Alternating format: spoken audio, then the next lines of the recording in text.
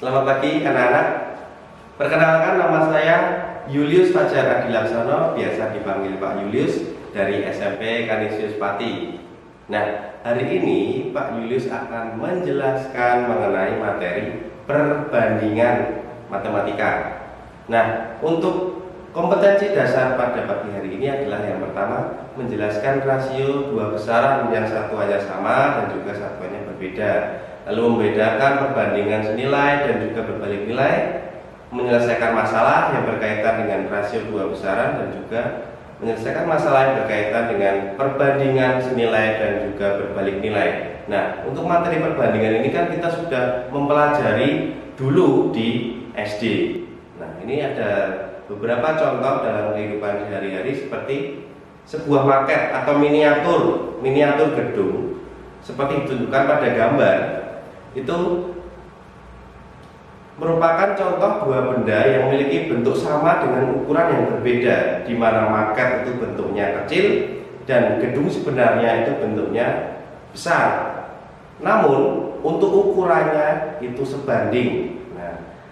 Ukuran-ukuran untuk setiap bagian bersesuaian pada gedung yang memiliki perbandingan yang sama dalam matematika disebut perbandingan senilai. Oke, selanjutnya di sebelah kanan Pak Julius di situ ada gambar peta. Nah, di dalam peta di situ terdapat skala. Nah, di mana skala itu adalah perbandingan antara jarak pada peta dan juga jarak sebenarnya. Di SD dulu juga pernah dipelajari mengenai materi skala berikut. Oke, selanjutnya. Jarak antara, ini sebuah contoh ya, jarak antara Bogor dan Cirebon di dalam peta 4 cm. Jarak antara Bogor dan Cirebon sebenarnya berapa? Nah, jika skala peta 1:5.600.000 dan jarak pada peta 4 cm, maka jarak sebenarnya berarti 4 cm dikalikan dengan 5.600.000, yaitu 224 km jika diubah langsung ke dalam kilometer. Untuk contoh yang kedua, dua kota berjarak 120 km. Jika skalanya 1:800.000, maka jarak kedua kota pada peta adalah 120 km, kita ubah dulu menjadi cm, berarti 12 juta cm. Lalu jika jaraknya 12 juta cm dikalikan dengan skala 1:800.000, yaitu 15 cm. Itu contoh dalam sebuah skala.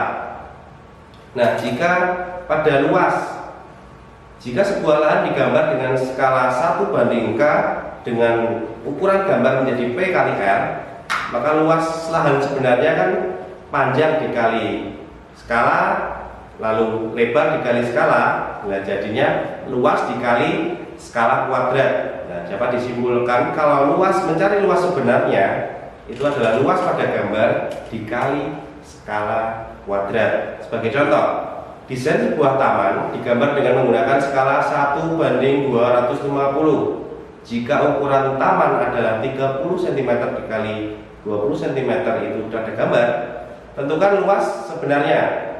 Nah, berarti langsung saja dengan luas taman sebenarnya tadi, luas pada gambar dikalikan dengan skala kuadrat, berarti 30 dikali 20, langsung saja dikali dengan 250 kuadrat. Nah, hasilnya 37.500.000 cm persegi, atau kalau dipindah dengan satuan meter persegi itu 3.750 meter persegi. Nah, kita mengenal sebuah perbandingan. Sebagai contoh, untuk membuat roti yang enak diperlukan bahan-bahan, baik takaran yang pas. Misalnya membuat 8 roti diperlukan terigu sebanyak 1 kilo, atau dengan kata lain, perbandingan antara terigu dan roti itu berarti 1:8. Nah, selain terigu, untuk membuat roti kita juga perlu gula. Setiap 1 kilo terigu membutuhkan 14 kilo gula. Berarti perbandingannya, jika gula digunakan 1 kilo atau 4 kali lipat, maka terigu digunakan sebanyak 4 kilo. Sehingga roti yang dihasilkan 4 dikali 8 32, berarti 4 kali lipatnya juga. Perbandingan banyaknya terigu, gula, dan roti berarti 4 banding 1 banding 32. Itu sebuah perbandingan. Sebagai contoh yang lain, di sini ada gambar mobil, ada gambar dua mobil, yang sebelah kiri mobil biasa, yang sebelah kanan mobil untuk kapasitas mesin yang lebih besar. Ada yang sebelah kiri itu roda 4, yang sebelah kanan roda 6. Nah, spesifikasinya kedua mobil tersebut ditunjukkan pada tabel berikut ini. Untuk mobil yang pertama dengan banyak roda 4 itu adalah 1800 cc dengan tenaga mesin 180 tenaga kuda. Untuk mobil yang kedua dengan roda 6 5400 cc dengan tenaga mesin 540 tenaga kuda. Nah, di situ ada perbandingan banyak roda titik-titik. Berarti banyak rodanya 4 banding dengan 6. Berarti 2 banding 3. Untuk selanjutnya perbandingan kapasitas mesin 1800 dibanding dengan 5400. Jika disederhanakan berarti 1 dibanding 3. Lalu yang nomor 3, perbandingan tenaga mesin 180 dibanding 540 sama 1 banding 3. Nah, perbandingan kedua dan ketiga memperoleh hasil yang sama, yaitu 1 banding 3. Berarti perbandingan tersebut termasuk dalam perbandingan senilai. Nah, untuk menyatakan dan menyelesaikan perbandingan, Pak Yulius akan menjelaskan beberapa contoh berikut ini. Untuk perbandingan antara A dan B dengan B tidak sama dengan 0, berarti dibaca A berbanding B. Sebagai contoh menyederhanakan perbandingan berikut ini. 45 dibanding 120. Berarti kan masing-masing itu mempunyai FPB 45 dan juga 120. Berarti masing-masing dibagi dengan 15.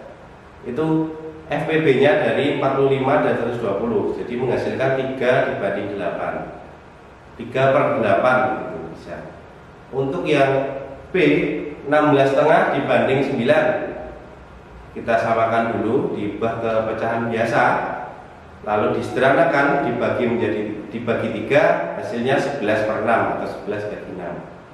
Untuk contoh yang ketiga 27 cm dibagi 1,8 meter, kita samakan dulu satuannya menjadi cm, berarti 27 dibagi 180, lalu masing-masing dibagi 9 yaitu FPB nya, hasilnya 3/20 atau 3/20 sama. Nah, contoh berikutnya, sederhanakan perbandingan berikut. Nah, 1,9 liter dibagi atau dibanding dengan 2 galon. 1 galon itu 3,8 liter. Nah, berarti perbandingannya itu berarti 1,9 liter dibanding 2 kali 3,8 liter. 1,9 dibagi 7,6, 1,4. 1 banding 4. 1 banding 4. Lalu contoh yang kedua, Rp7.500 per ons dibanding Rp60.000 per kilogram. Berarti 7.500 itu per ons kan, dikali 10 dulu, diubah ke per kilogram disamakan. Berarti 75.000 dibanding 60.000, 5 banding 4. Contoh yang ketiga, jika A banding B 3 banding 8 dan B banding C 6 banding 7, tentukan perbandingan A banding B banding C. Nah, di gambar sudah tertera A banding B banding C, berarti 3 banding 8 kita geser menjadi 9 banding 24 dikalikan 3. Lalu 6 banding 7 digeser set, kita kalikan 4, berarti 24 dibanding 28. Udah sama-sama 24 kan? Nah, tinggal dihitung aja, 9 banding 24 dibanding 28. Begitu berarti A banding B banding C, 9 banding 24 dibanding 28. Nah, untuk menyelesaikan sebuah perbandingan